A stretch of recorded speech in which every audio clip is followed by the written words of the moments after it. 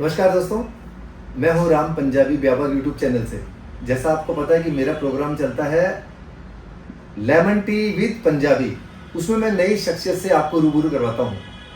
और आज एक ऐसी शख्सियत जो छोटी सी सिटी से अपने हौसलों की उड़ान लेकर सफलता की ऊंचाई तक पहुंची।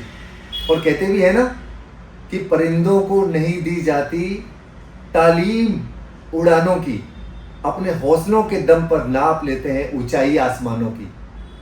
जहां पर भी अपनी सफलता, अपनी मेहनत और अपने सपनों को साकार करने में जो कामयाब हुई, जो पहुंची कहां पर, छोटी सी सिटी से अपनी संघर्ष की जर्नी को कनाडा तक, और फिल्म लाइन को अपना पेशा बनाया, जिसमें मास कम्युनिकेशन और जर्नलिज्म में स्नातक किया। और उसके बाद पिछले 8 सालों से कनाडा के अंदर, और अब उन्हें नागरिकता भी मिल गई। ऐसी शख्सियत जो कनाडा की फिल्म इंडस्ट्री के अंदर मैं रूबरू करवा रहा हूं सिमरन जी से। नमस्कार सिमरन जी। नमस्ते सारे दर्शकों को, नमस्ते पंजाबी जी।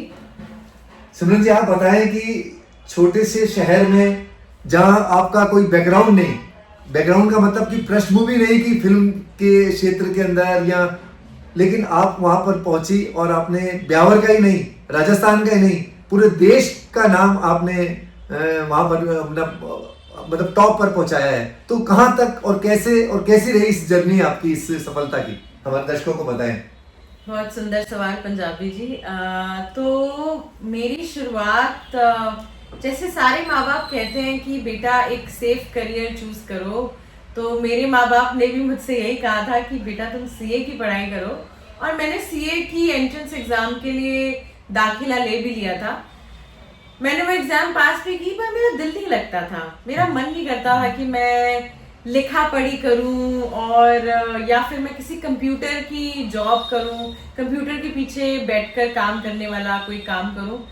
मैं देर रात को बैठ के टीवी चैनल्स पे कोई डिस्कवरी पे कोई डॉक्यूमेंट्री देखा करती थी, नेशनल ज्योग्राफिक पे एक डॉक्यूमेंट्री देखा करती थी। उसी समय एक न्यूज चैनल पे मैंने एक महिला को देखा कि वो न्यूज पढ़ रही हैं जी।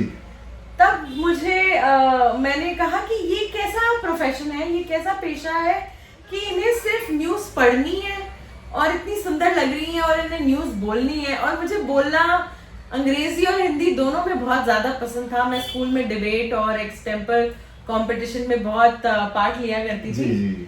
तो उस समय मुझे ये एहसास हुआ कि जो भी ये महिला कर रही है मुझे भी वही करना है।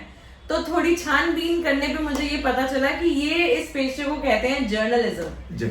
तो मैंने दिल्ली यूनिवर्सिटी से जाके जर्नलिज्म की पढ़ाई की और mass communication, journalism and mass communication, okay both okay. उसके अंदर मैंने रेडियो का काम सीखा, मैंने प्रिंट जर्नलिज्म यानी न्यूज़पेपर में न्यूज़ कैसे लिखते हैं, न्यूज़पेपर को कैसे पूरा फॉर्मेट करते हैं वो सीखा। न्यूज़ चैनल पे जो आप न्यूज़ देखते हैं वो न्यूज़ बाइट, वो न्यूज़ की पैकेजिंग कैसे करते हैं, मैंने वो सारी चीजें सीखी। फिर मुझे पता चला कि इन सब चीजों से ज्यादा इंटरेस्टिंग एक और फील्ड है, वो है फिल्म मेकिंग की फील्ड, जिसमें शाइन है, ग्लो है और स्टार बनने बिल्कुल चकाचौंध होती है। एक फिल्म इंडस्ट्री की चकाचौंध थी जिसकी आभा से मैं भी मंत्रमुग्ध हुई और मैंने सोचा कि अब मैं कनाडा जाके इसकी पढ़ाई करूंगी और वहां से मेरी फिल्म मेकिंग। आपने जर्नलिज्म तो दिल्ली से किया था, यूनिवर्सिटी से जी। तो दिल्ली से कनाडा का सफर, ये कैसा सफर, कोई समझा नहीं, कोई जाना नहीं, इसके बारे में बताएं।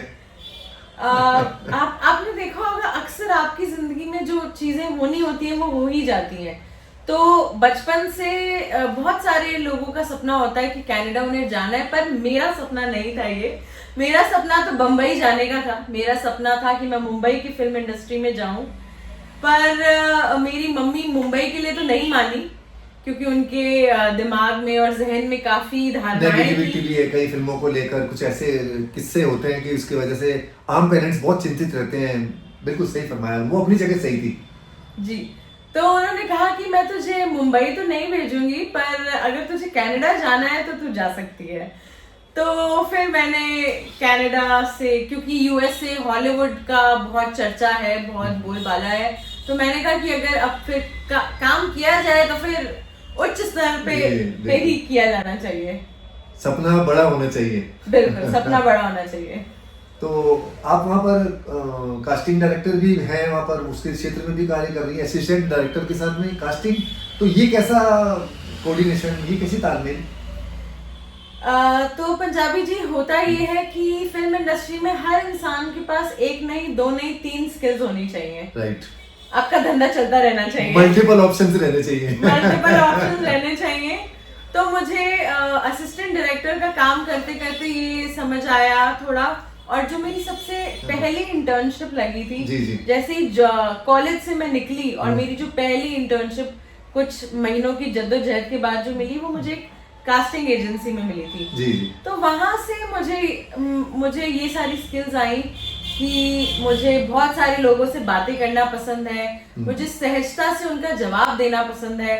तब मुझे समझ आया कि मेरा भी सपना ये बन गया कि मुझे भी अपनी कास्टिंग एजेंसी खोलनी है।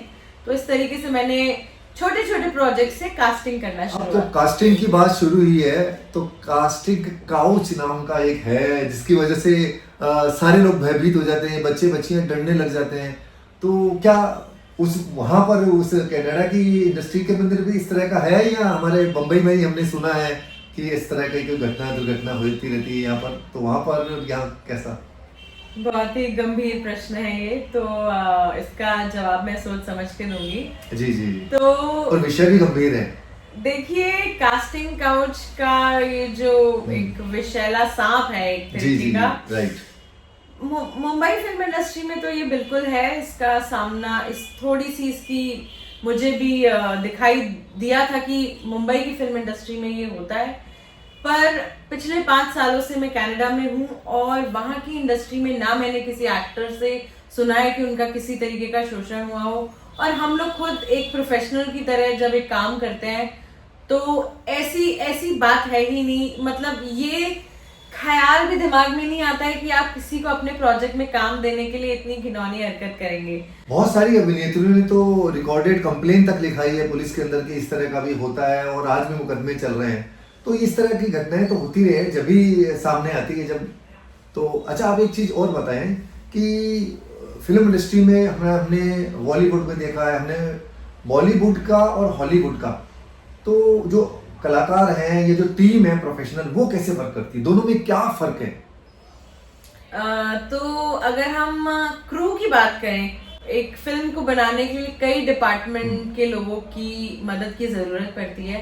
तो जब हम क्रू मेंबर्स की बात करते हैं तो मेरे कई सारे दोस्त हैं जो कि मुंबई की फिल्म इंडस्ट्री में भी काम करते हैं, और आप लोगों ने भी न्यूज में कई बार सुना होगा कि जी अक्षय कुमार जी टाइम पर आते हैं और शाहरुख खान जी 3 घंटे लेट आते हैं, और एक्टर्स के बहुत सारे अपन इसको नाम नहीं लेते, लेकिन बहुत सारे ऐसे हैं जो लेट लतीफ आते हैं, उनकी वजह से शूटिंग कैंसिल हो जाती है और प्रोड्यूसर को बहुत लंबा नुकसान उठाना पड़ता है। ऐसी घटनाएं तो रोज हम पढ़ते हैं। बिल्कुल, पर कनाडा में ऐसा कुछ भी नहीं मैंने महसूस किया है।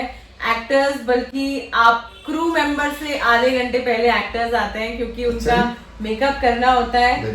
तो क्रू तो बिल्कुल जो समय बुलाया जाता है उसी पे आता है, पर एक्टर्स आधे घंटे पहले आते हैं अपना पूरा अटैचियां लेकर, अपना मेकअप किट लेकर, जो भी सामान उन्हें चाहिए होता है। तो एक्टर्स बिल्कुल समय पे आते हैं, और क्रू मेंबर्स भी जो हैं, डायरेक्टर है, असिस्टेंट डायरेक्टर है, साउंड पर्सन है, इलेक्ट्रिक पर्सन है, जो भी डिपार्टमेंट के लोग हैं वो सब समय पे आते हैं। तो एक पंक्चुअलिटी वाली जो बात है वो बिल्कुल कैनेडियन क्रू में देखने को मिलेगी। एक मैं सवाल जो युवा पीढ़ी बहुत भ्रमित भी होती है कि जब छोटे थे जो इंग्लिश पिक्चरों के अंदर किसिंग सीन हो, और ये आजकल तो अपने भारत के अंदर भी जब से ओटीटी प्लेटफॉर्म चला है जब से बहुत सारी चीजें जो बिना एडिट के भी दिखाई जाती हैं, तो बहुत सारे सवाल उठते हैं कि भाई इसको आप उसमें लो, इंडस्ट्री को इसको कैसे बचें। तो लोग कहते हैं कि जो स्ट्रीट में हो रहा है, जो ग्रास रूट पे घटनाएं हो रही हैं, उसका हम फिल्मों के माध्यम से दिखाना चाहते हैं। अगर हम एडिट कर देंगे तो उसका मूल स्वरूप गायब हो जाएगा। तो ऐसा ओटीटी को प्लेटफॉर्म को लेकर आप क्या सोचते हैं कि इसका क्या फ्यूचर है, और इसको कैसे, मतलब इसको आना चाहिए इसके अंदर अपने, या नहीं? ओटीटी प्लेटफॉर्म्स की जहां तक मैं बात करूं तो बहुत सारे नए कमर्स का, नए जो न्यू कमर्स है उनको मौका भी देती है, बिल्कुल रोजगार बढ़ता है एम्प्लॉयज में। देखो एम्प्लॉय का बहुत सारे एम्प्लॉयज काम करते हैं, बहुत सारे कलाकार इसमें काम करते हैं। ओटीटी प्लेटफॉर्म्स की पॉपुलैरिटी कनाडा में अभी इतनी नहीं है। वहां पर अच्छा। जो बड़े बड़े डिस्ट्रीब्यूटर्स हैं अभी वो ही फिल्में लॉन्च कर पाते हैं। तो ओटीटी प्लेटफॉर्म्स एक इंडिया को एक वरदान की तरह मिले हैं कि टेक्नोलॉजी के माध्यम से, इंटरनेट के माध्यम से ओटीटी प्लेटफॉर्म्स जो हैं वो इंडिया में ज्यादा चलते हैं, पर कनाडा में ओटीटी प्लेटफॉर्म्स इतने नहीं हैं। यूट्यूब चैनल्स बिल्कुल हैं, और आप जो किसिंग सीन्स या ऐसे कुछ रोमांटिक सीन्स की आप बात, जिसे हमारे समय में वल्गर मानते थे, लेकिन आज के समय में तो बच्चे वरदान मानते हैं। बिल्कुल वरदान की बात नहीं है, पर ऐसे कोई भी अगर सीन्स होते हैं तो कैनेडियन फिल्म इंडस्ट्री में इन सीन्स को काटा नहीं जाता है, उन्हें बिल्कुल सहजता से लिया जाता है, वहाँ का कल्चर है। तो ऐसे वल्गैरिटी वाले सीन्स अगर होते भी हैं तो एक प्रोफेशन है, एक प्रोफेशनल बंदा आता है, उसका नाम है intimacy coordinator. Intimacy coordinator, okay. तो इंटीमेसी कोऑर्डिनेटर का काम ये है कि एक एक्टर और एक्ट्रेस के बीच में अगर कोई भी सेट पे अगर बिल्कुल किसी को हाथ भी लगाना है या कुछ भी है तो वो प्रोफेशनल वहां पे होगा। और बहुत सारे सीन्स जो है वो प्रॉप्स के थ्रू किए जाते हैं। मतलब आपको पता भी नहीं चलेगा कि एक्टर और एक्ट्रेस खुद से बहुत एक दूसरे से दूर खड़े हुए हैं, फिजिकली दूर हैं, लेकिन वो सीन में ऐसा दिखता है कि बहुत करीब है। बिल्कुल, वो फिजिकली कांटेक्ट में आ ही नहीं रहे होते हैं। तो इस तरीके से टेक्नोलॉजी, नई टेक्नोलॉजी, बिल्कुल बहुत इन सारी चीजों का ध्यान रखा जाता है। तो कंफर्टेबल तरीके से ही ये काम किया जाता है।